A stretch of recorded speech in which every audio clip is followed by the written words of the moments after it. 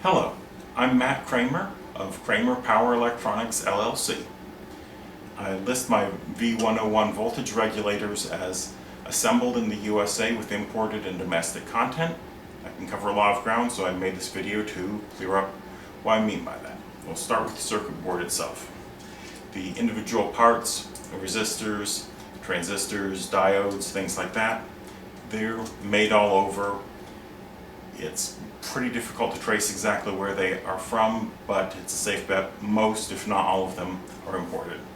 The circuit board itself, I have those made in the USA. They're assembled and soldered together by a contract manufacturer in the Atlanta area.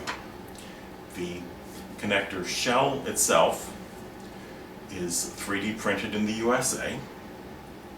The black potting compound here, that goo that protects it from the water, is also made in the USA. This heatsink, this one comes from People's Republic of China. So a lot of the parts are American made, not all of them. That's what I mean when I say this is assembled in the USA from imported and domestic content.